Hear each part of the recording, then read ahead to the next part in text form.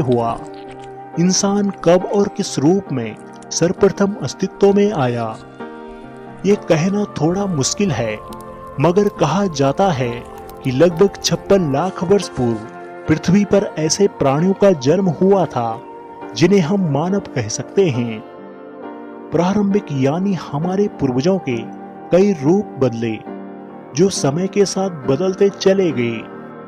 आज हम जिस रूप में इंसानों को देखते हैं, जिसे आधुनिक इंसान कहा जाता है, उनके पूर्वज लगभग 1 लाख वर्ष पूर्व पैदा हुए थे।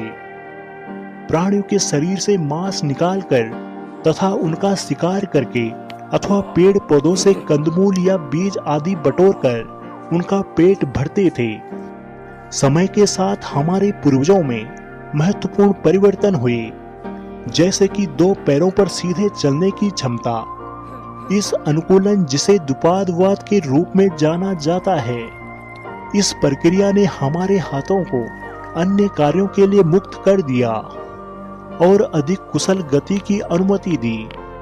इससे हमारे प्राचीन मानव पूर्वजों होमो हेबिलस और होमो इरेक्टस का विकास हुआ। धीरे धीरे उन्होंने पत्थर से औजार बनाना और आपस में बातचीत करना भी सीख लिया। कहने का मतलब है कि जब बाकी जानवर अपने आप को कठिन परिस्थितियों में ढालने में व्यस्त रहे, तब भी हम खुद को और अपनी प्रजातियों को बदलने में लगे हुए थे। हम नेचर को बदलने से पहले ही परिस्थितियों में बदलाव लाना सीख गए।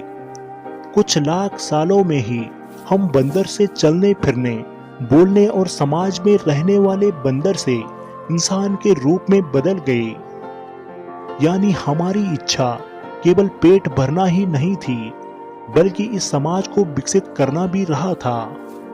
हालांकि आगे चलकर मानव ने भोजन जुटाने के और तरीके सीख लिए। शिकार करने और इधर उधर की खाने की चीजों का संग्रह करने का तरीका भी आगे चलता रहा।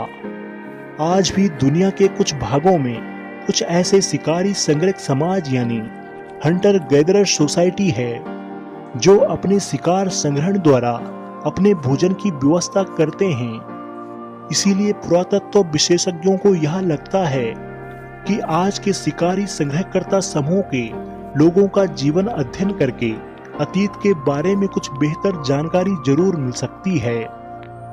आज हमें आदि मानव के इतिहास के बारे में जानकारी मानव जीवाश्मों यानी फॉसिल्स, पत्थर के औजारों और गुफाओं के भित्ति चित्रों से मिलती है।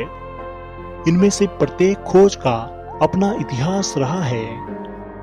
अधिकांश वैज्ञानिकों ने मानने से इनकार कर दिया था कि वे जीवाश्म प्रारंभिक मनुष्यों के हैं। शुरुआती वैज्ञानिकों को आदि मानव के चित्रकारी करने और पत्थर के औजारों को बनाने की योग्यता पर शक था। एक अरसे के बाद ही वैज्ञानिकों ने इन जीवाश्मों, औजारों और चित्रकारी के सच्चे महत्व को स्वीकार किया। मानव का विकास कर्मिक रूप से हुआ है। इस बात का साक्ष्य हम मानव के उन प्रजातियों यानी स्पीशीज के जीवाश्मों से मिलता है जो अब विलुप्त हो चुकी है। उनकी कुछ विशेषता या शारीरिक लक्षणों के आधार पर मानव को विभिन्न प्रजातियों में बांटा गया है। उन जीवाश्मों की तिथियों का निर्धारण प्रत्यक्ष रासायनिक विश्लेषणों द्वारा उन परतों अथवा तलछटों के काल का परोक्ष रूप से विश्लेषणों द्वारा किया जाता है, जिनमें वे दबे हुए पाए जाते हैं। जब एक बार जीवाश्मों की तिथि यानी कालखंड का पता चल जाता है, तब मानव विकास का क्रम निर्धारण करना कठिन नहीं रहता। लगभग 200 वर्ष पूर्व ऐसी खोज की गई थी। तब अनेक विद्वान यह मानने